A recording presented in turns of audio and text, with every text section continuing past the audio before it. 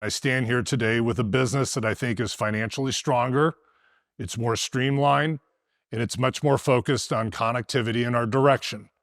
And that gives us an opportunity to think about this inflection point or this pivot, because our focus is now on building the largest, highest capacity converged broadband network with the lowest marginal cost in the United States. We have no intention of slowing our momentum. We're continuing to work on our cost structure and re-engineer it. We're continuing to work to improve our networks, and we're continuing to improve our product portfolio. And I tell you, just think about where we're going to end up starting in 2020 and finishing this decade in 2029. We started in 2020 with about 18 million fiber pass locations. You're going to hear us today talk about over 50 million passed fiber locations. We'll move from about 300 million pops of 4G LTE in 2020 to over 300 million pops on 5G, plus most of the rest of the nation will be covered by satellite. By the time we get to 2029, we'll have moved away from proprietary, purpose-built network elements to a network that's largely driven by flexible and open software that gives us flexibility to innovate and drive software into the customer experience on a much more dynamic basis. We started this decade in 2020 with a pervasive copper footprint. We will end 2029 exiting copper entirely, and we'll move from a very fragmented IT structure that was built in the history and the legacy of separate companies to one that is a much more simplified, modernized, converged tech stack that gives us the kind of cost structure and flexibility we need. This will indeed have been a significant decade in changing the industry. We're uniquely positioned to be the operator that has an organic path to do all this, to wind up with a scaled, modernized, fiber-based, converged network infrastructure that we've got the right kind of owner economics on. When we invest, we can drive the right kind of growth. We're going to invest about $22 billion a year in this business for the next 3 years. You're going to see consistent growth in service revenues. You're going to see consistent growth in adjusted EBITDA. You're going to see consistent growth in free cash flow. You're going to see us accelerate our adjusted EPS growth. And you're going to see us deliver a business as we exit this decade that is incredibly sustainable and durable and built to win.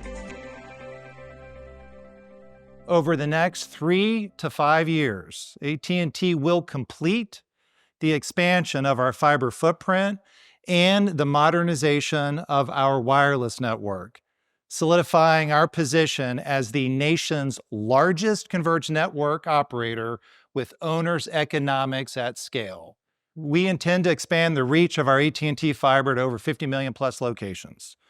We're going to exit 2024 with 29 million locations passed with our own and operated fiber network. And before the end of 29, we will expand our reach by 15 million locations. To get to the additional 5 million plus locations, we intend to expand our gigapower and commercial open access network relationships to reach more than 5 million locations. That gets us to a total of 50 million plus. So starting with the cost to build. Over the last 2 years, during a heightened inflationary environment, our cost per passing has increased by less than 2% annually. When our frontline experts connect a home for the very first time, they ensure that that connection is durable and that location is enabled for customer self-install in the future. A net add performed via self-install is 1/4 the cost of one without. Through these improvements that we've made in the quality of our build, as well as our installations, we've also bent the cost curve on maintenance and repair. Bending the cost curves within our own fiber program unlocks financial capacity for us to invest more in the fiber footprint expansion and the customer acquisition.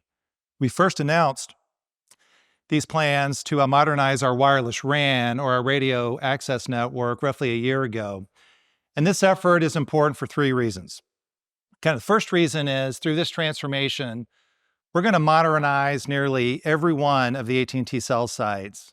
Allows us to boost capacity, to increase coverage and speed, but also to helps us optimize our cost structure.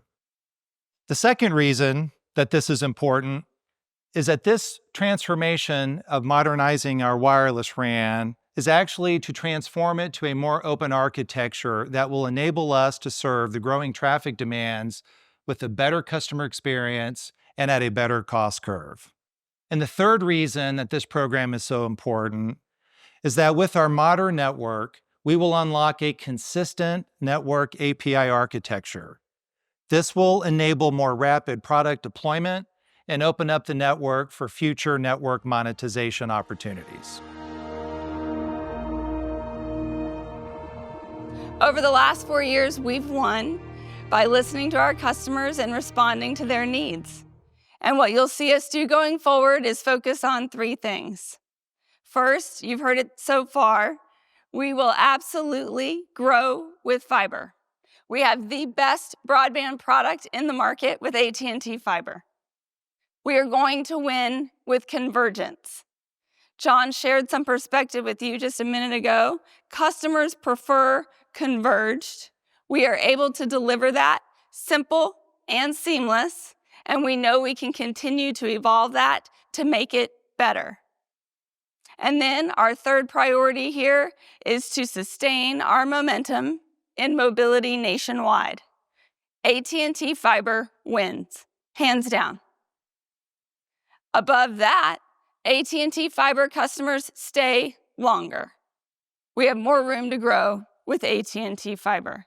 Customers actually that are converged with AT&T Fiber and AT&T Wireless have 2 times higher Net Promoter Score.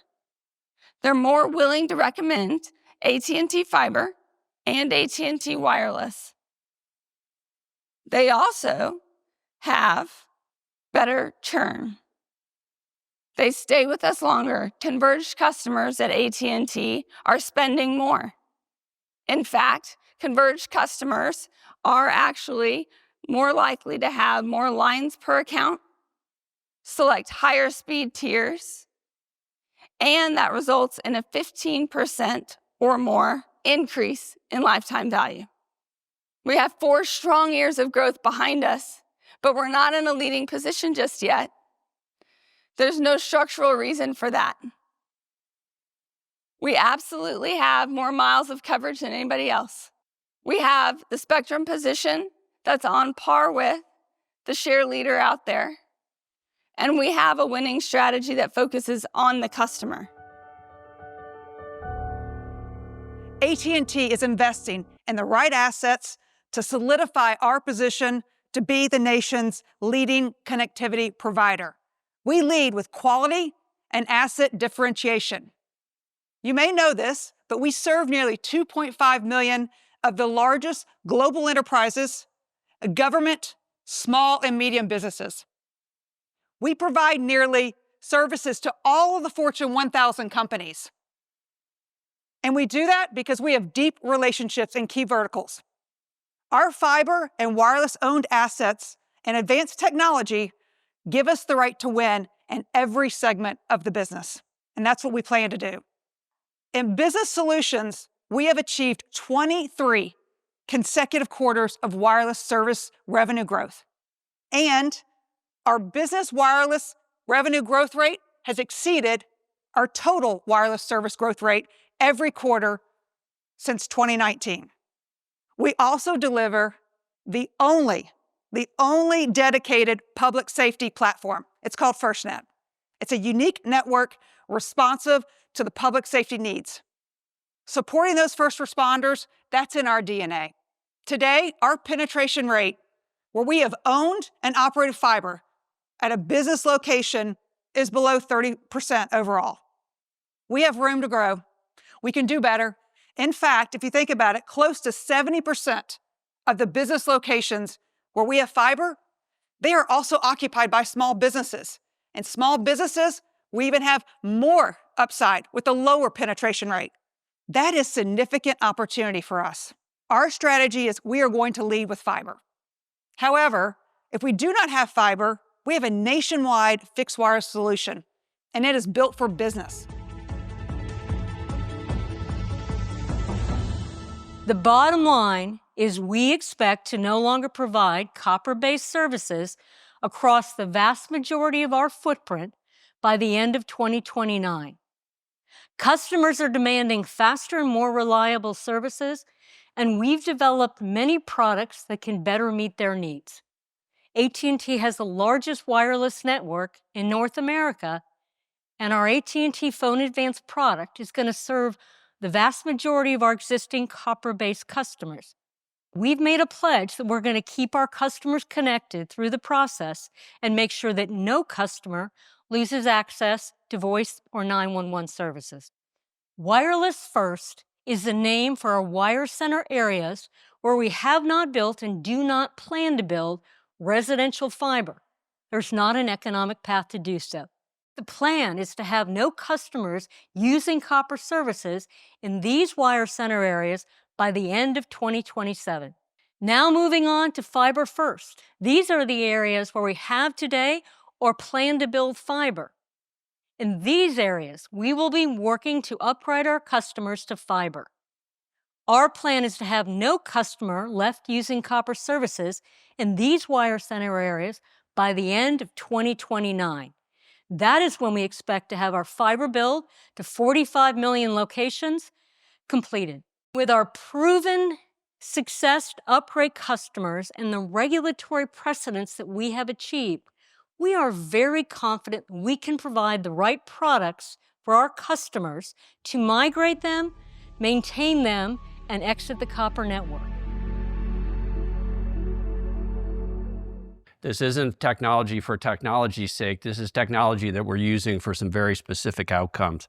We have actually been in the business of establishing software-defined networking for quite some time. We now have 80% of the core traffic on that backbone riding through software-defined networking. These technologies historically were proprietary, they were very labor-intensive, and if you wanted to build a new product or a service, you had to send someone to go install things in the network.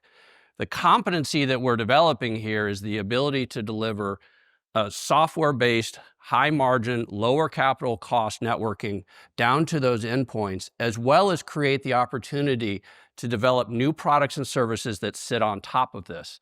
AT&T has been in the AI business since the AI business was created. So this isn't a new thing for our company. If you fast forward to today, we're actually the 6th largest holder of AI patents in the United States. The things that we talk about internally around Gen AI and how we use Gen AI, it's around penetration rates, it's around ARPU, it's around lifetime value. Simply put, we believe our balanced approach to capital allocation is the best way to optimize returns to shareholders over the long term.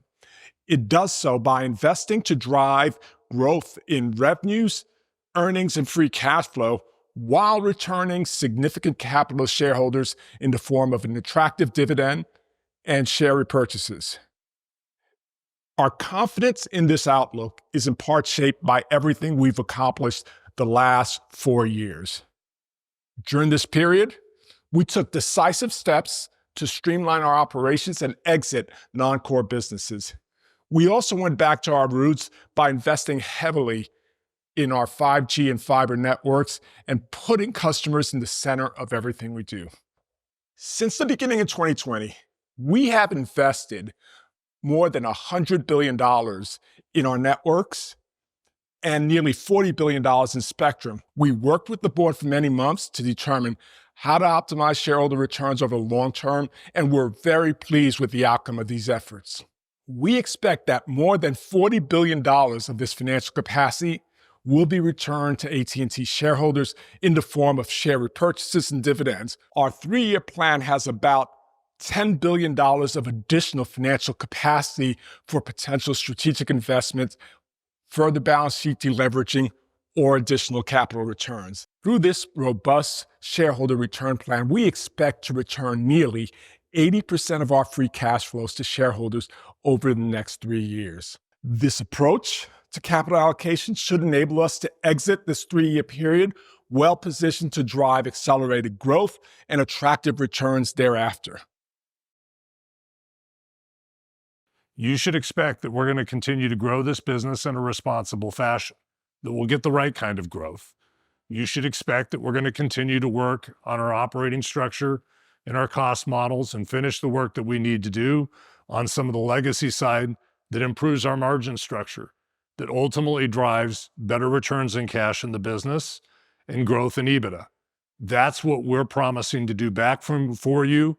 And we believe that that is largely a set of plays that we get to run inside of our business on an organic basis. And that's what we're going to be focused on doing. Thank you for attending. Thank you for coming to Dallas.